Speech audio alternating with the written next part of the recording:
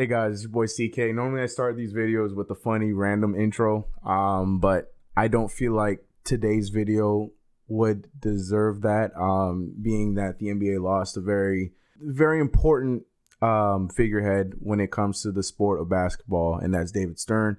As a lot of you guys probably know by now, David Stern at 77 died, unfortunately, after suffering a brain hemorrhage a few weeks back, and then he unfortunately passed. He was not the most popular guy towards the end of his tenure, but he was a very important figure to where the sport is today. So I figured that, the least I could do would be to give my condolences to, the family, and just understand that whether we felt however we wanted to feel about him towards the end of his tenure, what he did for the game and what he did for the league was it didn't go unnoticed. So just wanted to start the video with a little bit of a tribute to him. Man, David Stern, rest in peace.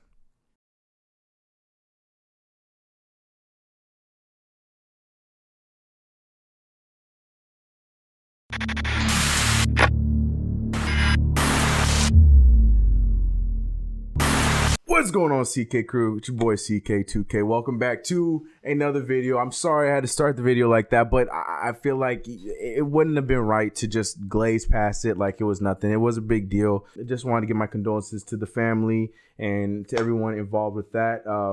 David Stern, big part of the NBA for a long time, big figurehead, a lot of things, and it was unfortunate that what happened unfortunately happened for him and his family. So condolences out to them. With that being said, welcome back to another video. Didn't mean to start it on that note, but it was a happy time for us Knicks fans after starting the new year right with the first win of the new decade. But if this is your first time coming to this channel, make sure that you hit that subscribe button. Don't forget to like this video and hit that notification bell so you can get all the videos like this after this one. I can only say it so many times. New merch is down there. Mitchell Robinson Design, as well as the CK crew Metro Design, is out there for you guys as well. Let's bring this back on tempo a little bit, back to the normal tempo that these videos are at, especially coming off of a W the way that we did against the Portland Trailblazers. Now, at the time of the game, the Portland Trailblazers were a little bit up and down. The Knicks got to see the old man once again back in the Garden, Carmelo Anthony. And at forward at 6'8" from Syracuse, 0-0. Carmelo Anthony. Head coach of the Blazers, Terry Stotts.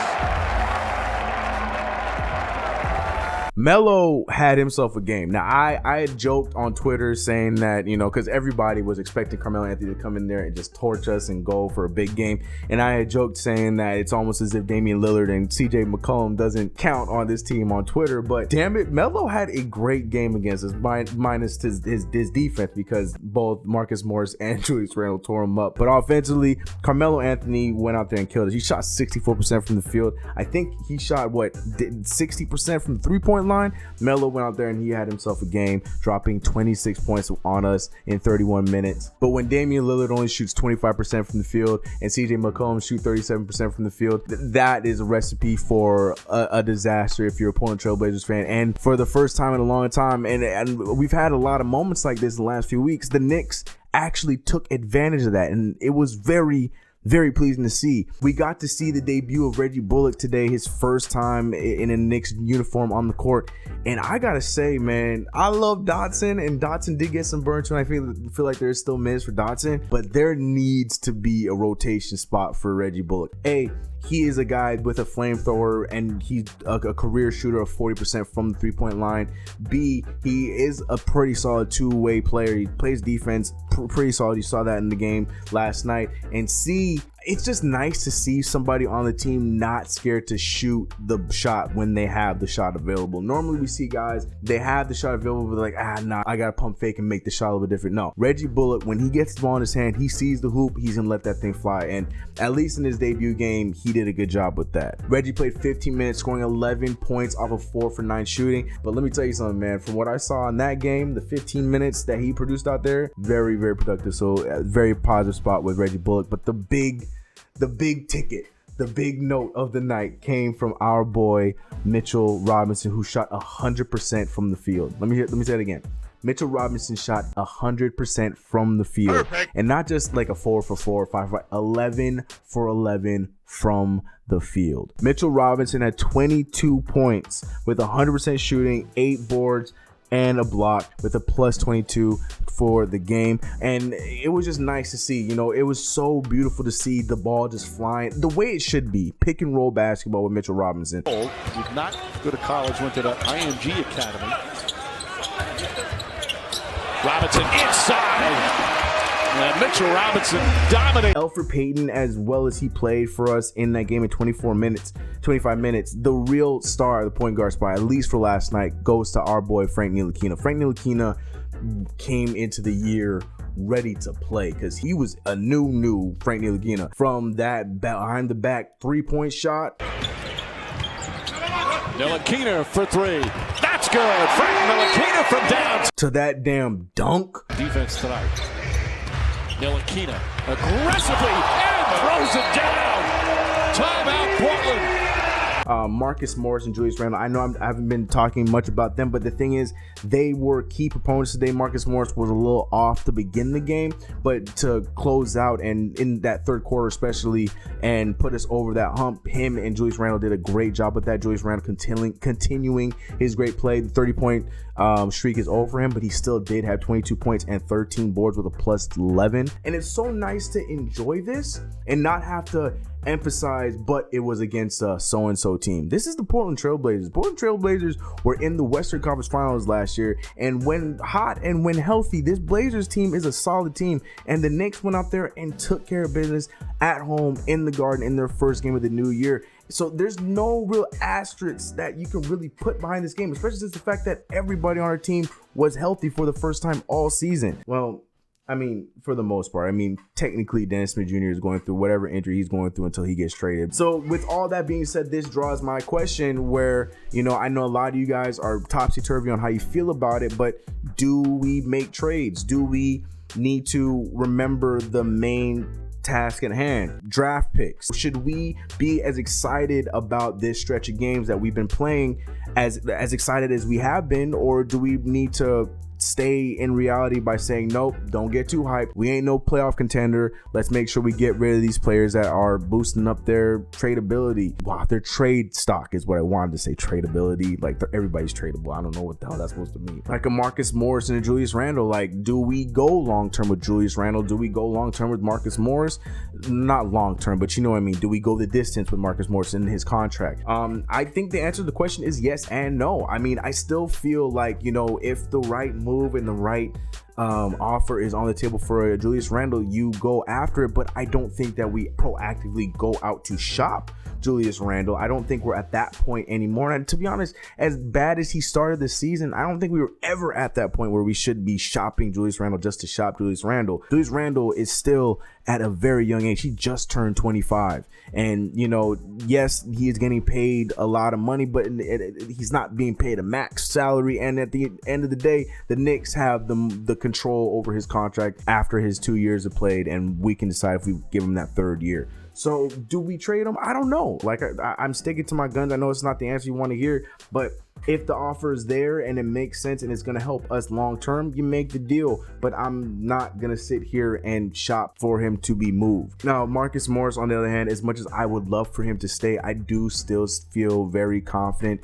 Not confident. I do feel very adamant about the point that we probably should trade Marcus Morris, only for the fact that there are still some holes in this roster, whether it be we bring in another guy that we can, you know, come up with the rest of the younger squad. But, you know, as much as I love Taj Gibson for the team, we really do need a backup rim protector, whether he's young or old. Shout out to Delano in the chat. For those who are in Coast to Coast or in my lives, you know, Delano is one of my mods. And Delano, when I was over doing a live with Knicks Fan TV, had made one of the greatest points that I've failed to bring up in these videos, but I 100% agree with him on, is we lack rim protection once Mitchell Robinson is on the court, and that's a very big it's a big point that he made.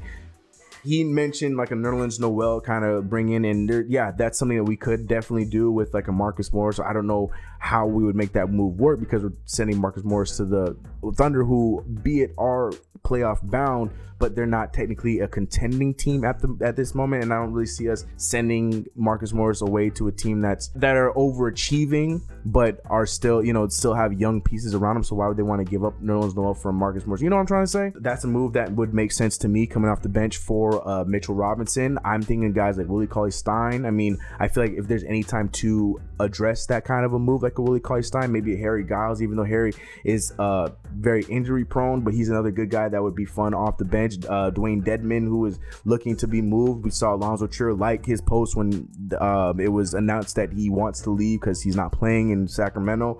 So there's all kinds of players that I do still feel like we should be heavily looking into the trade season. We know that Dennis Smith Jr. has to go. We know that his time is probably up as a Knick. To me, it's just so.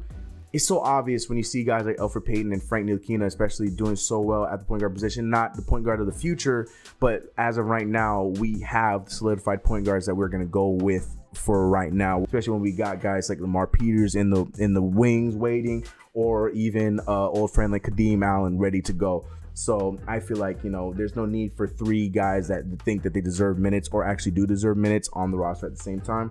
You get rid of Dennis Smith Jr., so I feel like he has to get jettisoned. I still don't believe that Alonzo Trier should be moved, but at the same time, with the guys that we have, like a Damian Dotson, now Reggie Bullock, RJ Barrett, like all these guys at that position, it's just, where does he fit? There's so many questions to be thinking about at this point. Like, do we need to make moves? Is it still something that we should be thinking about? Who needs to move? I would love to hear all of your thoughts in the comments below. I do believe that there should be some moves being made. Like I said, Dennis Smith Jr.'s got to go. Ultimately, I would like to get us any kind of assets, draft picks, or assets at the big man to back up Mitch Robinson, like Willie Cauley-Stein, Dwayne Dedman, Harry Giles, or like Delano said, like a Nerlens Noel. Not sure if that would be something we can do, but Nerlens Noel is definitely somebody that would be in there. But that is this video. So like I said, we're on a winning streak, so it's nice to see that. But the big factor is, do we still jump out there and make some trades, or do we just run with what we got and see where we land? Because right now we got our 10th win, and to be honest,